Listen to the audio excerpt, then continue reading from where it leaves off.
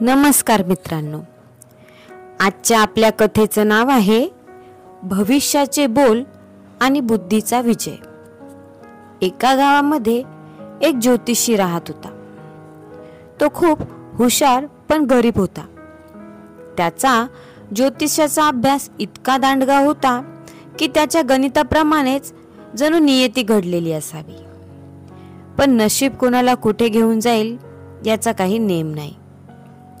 एके दिवशी त्याच्या बायकोबरोबर त्याचे जोरात भांडण झाले.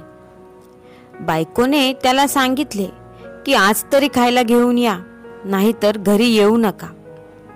हा बिचारा कोठे जावे, कोणाला मागावे या विचारात होता. तितक्यात त्याला सुचले की या देशाच्या राजाकडे जावे आणि त्याला भविष्य सांगावे. तो खुश झाला तर आपले चांगले दिवस येतील, किमान काही दक्षिणा तरी पदरी पडेल.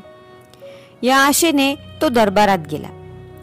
राजाने सगळी विचारपूस केली आणि त्याला भविष्य सांगायला सांगितले. ज्योतिषाने गणित मांडले आणि त्याचा चेहरा एकदम पडला.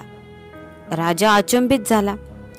आता हसतमुखाने भविष्याविषयी बोलणारा हा माणूस एकदम का उदास झाला. त्याने आदेश दिले की जे आहे ते खरे खरे सांग. त्याने सांगितले की राजा, येत्या काही दिवसात तू मरणार आहेस. हे ऐकून राजाची मात्र बोबडी वळाली आणि त्याने त्या ज्योतिषाला अंधार कोठडीत टाकायला सांगितले. मदत तर राहिली बाजूला, पण नशिबी अंधार कोठडी आली.